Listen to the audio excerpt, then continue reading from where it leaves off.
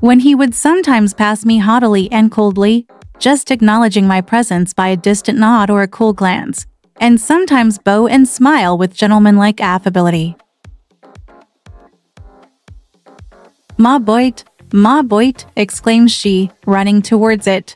Yes, there is your Boit at last. Take it into a corner, you genuine daughter of Paris, and amuse yourself with disembowelling it, said the deep and rather sarcastic voice of Mr. Rochester,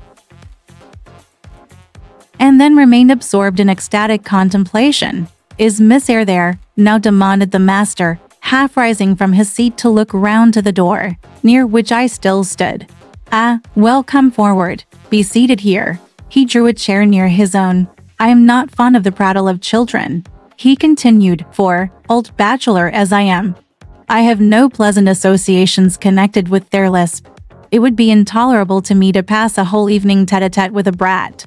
Don't draw that chair farther off, Miss Eyre. Sit down exactly where I placed it, if you please. That is... Confound these civilities, I continually forget them. Nor do I particularly affect simple-minded old ladies. By the by, I must have mine in mind. It won't do to neglect her. She is a Fairfax, or wed to one, and blood is said to be thicker than water. He rang, and dispatched an invitation to Mrs. Fairfax, who soon arrived, knitting basket in hand. Adele, indeed, no sooner saw Mrs. Fairfax than she summoned her to her sofa, and there quickly filled her lap with the porcelain, the ivory, the waxen contents of her Boit.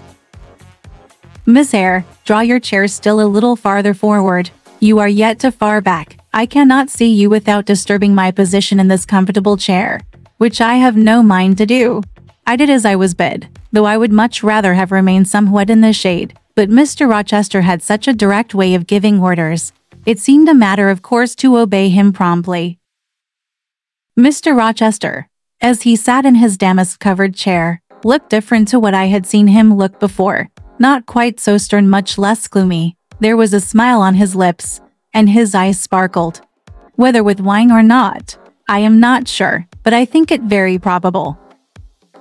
Which, if it was not softness, reminded you, at least, of that feeling. He had been looking 2 minutes at the fire, and I had been looking the same length of time at him, when, turning suddenly, he caught my gaze fastened on his physiognomy. You examine me, Miss Eyre, said he. Do you think me handsome? I should, if I had deliberated, have replied to this question by something conventionally vague and polite. But the answer somehow slipped from my tongue before I was aware. No, sir. Ah, by my word. There is something singular about you, said he. You have the air of a little nonette, quaint, quiet, grave, and simple, as you sit with your hands before you, and your eyes generally bent on the carpet except, by the by, when they are directed piercingly to my face, as just now, for instance, and when one asks you a question, or makes a remark to which you are obliged to reply, you rap out a round rejoinder, which, if not blunt, is at least brusque. What do you mean by it, sir? I was too plain. I beg your pardon. I ought to have replied that it was not easy to give an impromptu answer to a question about appearances. That tastes mostly differ, and that beauty is of little consequence, or something of that sort. You ought to have replied no such thing. Beauty of little consequence, indeed. And so, under pretense of softening the previous outrage, of stroking and soothing me into placidity, you stick a sly knife under my ear. Go on. What fault do you find with me, pray? I suppose I have all my limbs and all my features like any other man, Mr. Rochester. Allow me to disown my first answer. I intended no pointed repartee. It was only a blunder. Just so. I think so. And you shall be answerable for it. Criticize me. Does my forehead not please you? He lifted up the sable waves of hair which lay horizontally over his brow, and showed a solid enough mass of intellectual organs, but an abrupt deficiency where the suave sign of benevolence should have risen. Now, mum, am I a fool? Far from it, sir. And now I flatter myself I am hard and tough as an india rubber ball, pervious, though, through a chink or two still, and with one sentient point in the middle of the lump. Yes. Does that leave hope for me? Hope of what, sir? Of my final ray transformation from India rubber back to flesh. Decidedly he has had too much wine, I thought. And I did not know what answer to make to his queer question. How could I tell whether he was capable of being ray transformed? Adele is a degree better, but still far below the mark. Mrs. Fairfax Ditto, you, I am persuaded, can suit me if you will. You puzzled me the first evening I invited you down here. I have almost forgotten you since. Other ideas have driven yours from my head, but tonight I am resolved to be at ease, to dismiss what importunes, and recall what pleases. It would please me now to draw you out, to learn more of you. Therefore speak. Instead of speaking, I smiled, and not a very complacent or submissive smile either. Speak, he urged. What about, sir? Whatever you like. I leave both the choice of subject and the manner of treating it entirely to yourself. Accordingly, I sat and said nothing. If he expects me to talk for the mere sake of talking and showing off, he will find he has addressed himself to the wrong person, I thought. You are dumb, Miss Eyre. I was dumb still. He bent his head a little towards me, and with a single hasty glance seemed to dive into my eyes. Stubborn, he said, and annoyed. It is consistent. I put my request in an absurd, almost insolent form. Miss Eyre, I beg your pardon. The fact is, once for all, I don't wish to treat you like an inferior. That is correcting himself. I claim only such superiority as must result from 20 years' difference in age and a century's advance in experience.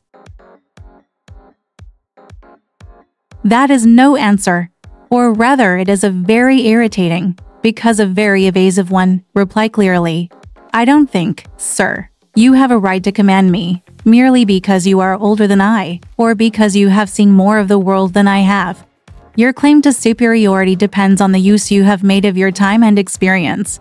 Humph, promptly spoken, but I won't allow that, seeing that it would never suit my case, as I have made an indifferent, not to say a bad, use of both advantages, leaving superiority out of the question. Then, you must still agree to receive my orders now. And then, without being piqued or hurt by the tone of command, will you? I smiled. I thought to myself, Mr. Rochester is peculiar. He seems to forget that he pays me L30 per annum for receiving his orders. The smile is very well, said he, catching instantly the passing expression. But speak too. I was thinking, sir, that very few masters would trouble themselves to inquire whether or not their paid subordinates were piqued and hurt by their orders. Paid subordinates? What? You are my paid subordinate? Are you? And will you consent to dispense with a great many conventional forms and phrases, without thinking that the omission rises from insolence? I am sure, sir, I should never mistake informality for insolence, when I rather like the other nothing freeborn would submit to, even for a salary. Humbug, most things freeborn will submit to anything for a salary, therefore, keep to yourself. Or coldness, or stupid, coarse-minded misapprehension of one's meaning are the usual rewards of candor. Not 3 in 3,000 raw schoolgirl governesses would have answered me as you have just done.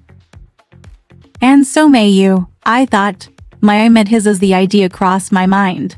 He seemed to read the glance, answering as if its import had been spoken as well as imagined. Yes, yes, you are right, said he. I have plenty of faults of my own. I know it, and I don't wish to palliate them, I assure you.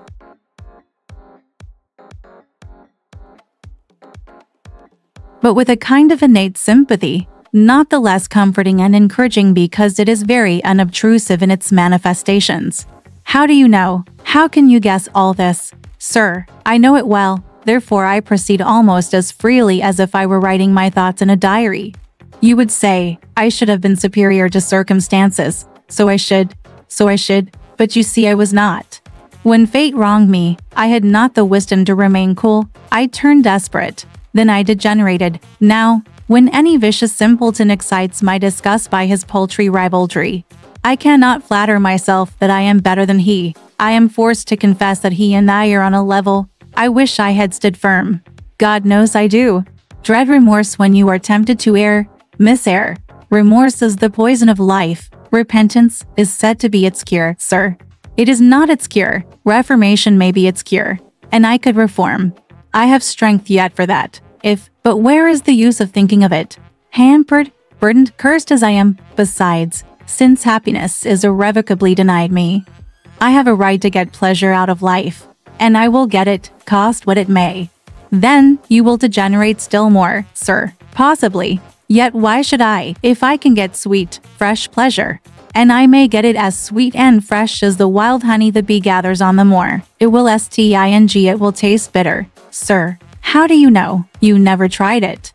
How very serious. How very solemn you look. And you are as ignorant of the matter as this cameo head taking one fr. On the Montelbis. You have no right to preach to me, you neophyte, that have not passed the porch of life, and are absolutely unacquainted with its mysteries. I only remind you of your own words, sir. You said error brought remorse, and you pronounced remorse the poison of existence. And who talks of error now? I scarcely think the notion that flitted across my brain was an error. I believe it was an inspiration rather than a temptation. It was very genial, very soothing. I know that. Here it comes again. It is no devil, I assure you. Or if it be, it has put on the robes of an angel of light. I think I must admit so fair a guest when it asks entrance to my heart. Distrust it, sir. It is not a true angel. Once more? How do you know? By what instinct do you pretend to distinguish between a fallen seraph of the abyss and a messenger from the eternal throne, between a guide and a seducer? I judged by your countenance, sir, which was troubled when you said the suggestion had returned upon you. I feel sure it will work you more misery if you listen to it. Not at all. It bears the most gracious message in the world, for the rest. You are not my conscience keeper, so don't make yourself uneasy. Here, come in, bonny wanderer. He said this as if he spoke to a vision, viewless to any eye but his own. Then, folding his arms, which he had half extended, on his chest, he seemed to enclose in their embrace the invisible being. Now, he continued, again addressing me, I have received the pilgrim a disguised deity, as I verily believe. Already it has done me good. My heart was a sword of charnel. It will now be a shrine. To speak truth, sir, I don't understand you at all. I cannot keep up the conversation, because it has got out of my depth. Only one thing. I know, you said you were not as good as you should like to be, and that you regretted your own imperfection. One thing I can comprehend, you intimated that to have a sullied memory was a perpetual bane. It seems to me that if you tried hard, you would in time find it possible to become what you yourself would approve, and that if from this day you began with resolution to correct your thoughts and actions. Certainly, my associates and pursuits shall be other than they have been, and better, so much better as pure ore is than foul dross. You seem to doubt me. I don't doubt myself. I know what my aim is, what my motives are, and at this moment I pass a law, unalterable as that of the Medes and Persians, that both are right. They cannot be, sir, if they require a new statute to legalize them. They are, Miss Eyre, that they absolutely require a new statute, unheard of combinations or circumstances demand unheard of rules. That sounds a dangerous maxim, sir, because one can see at once that it is liable to abuse. Sententious sage. So it is, but I swear by my household gods not to abuse it. You are human and fallible. I am, so are you. What then? The human and fallible should not arrogate a power with which the divine and perfect alone can be safely entrusted. What power? That of saying of any strange, unsanctioned line of action, let it be right. Let it be right. The very words. You have pronounced them. May it be right then, I said, as I rose, deeming it useless to continue a discourse which was all darkness to me, and, besides, sensible that the character of my interlocutor was beyond my penetration, at least, beyond its present reach, and feeling the uncertainty, the vague sense of insecurity, which accompanies a conviction of ignorance. Where are you going? To put Adele to bed. It is past her bedtime. You are afraid of me, because I talk like a sphinx. Your language is enigmatical, sir. But though I am bewildered, I am certainly not afraid. You are afraid. Your self-love dreads a blunder. In that sense I do feel apprehensive. I have no wish to talk nonsense. If you did, it would be in such a grave, quiet manner, I should mistake it for sense. Do you never laugh, Miss Eyre? Don't trouble yourself to answer. I see you laugh rarely, but you can laugh very merrily. Believe me, you are not naturally austere, any more than I am naturally vicious. The low-wit constraint still clings to you somewhat, controlling your features, muffling your voice, and restricting your limbs. And you fear in the presence of a man and a brother, or father, or master, or what you will, to smile too gaily, speak too freely, or move too quickly. But in time, I think you will learn to be natural with me, as I find it impossible to be conventional with you. And then your looks and movements will have more vivacity and variety than they dare offer now. I see at intervals the glance of a curious sort of bird through the closed-set bars of a cage, a vivid, restless, resolute captive is there. Were it but free, it would soar cloud high. You are still bent on going? It has struck 9, sir. Never mind. Wait a minute. Adele is not ready to go to bed yet. My position, Miss Eyre, with my back to the fire, and my face to the room, favors observation. While talking to you, I have also occasionally watched Adele. I have my own reasons for thinking her a curious study, reasons that I may, nay, that I shall, impart to you some day. She pulled out of her box, about 10 minutes ago, a little pink silk frock. Rapture lit her face as she unfolded it. Coquetry runs in her blood, blends with her brains, and seasons the marrow of her bones. Il faut que je laisse, cried she, et à l'instant même. And she rushed out of the room. She is now with Sophie, undergoing a robbing process. In a few minutes she will re-enter. And I know what I shall see, a miniature of Celine Varens, as she used to appear on the boards at the rising of. But never mind that. However, my tenderest feelings are about to receive a shock, such as my presentiment. Stay now, to see whether it will be realized. Ere long, Adele's little foot was heard tripping across the hall. She entered, transformed, as her guardian had predicted. A dress of rose-colored satin, very short, and as full in the skirt as it could be gathered, replaced the brown frock she had previously worn. A wreath of rosebuds circled her forehead. Her feet were dressed in silk stockings and small white satin sandals. "A state ma robe babine," cried she, bounding forwards. "Et souliers, et bis, tenaz, je crois que je vais danser." And spreading out her dress, she chassed across the room, till, having reached Mr. Rochester, she wheeled lightly round before him on tiptoe, then dropped on one knee at his feet, exclaiming, "Monsieur, je vous remercie mille fois de votre bonté." Then rising, she added, "C'est comme cela que maman fait it, n'est-ce pas, monsieur?" "Precisely," was the answer. "And comme cela." She charmed my English gold out of my British breeches pocket.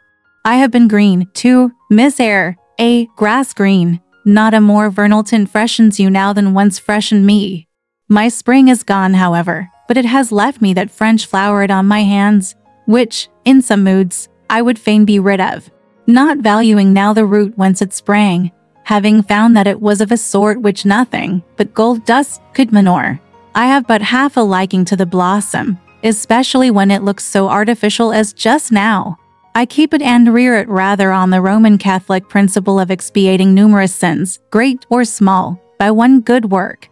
I'll explain all this some day. Good night. All right, this part of the story ends here. Want to know what happened next? Let's listen to the breakdown next time.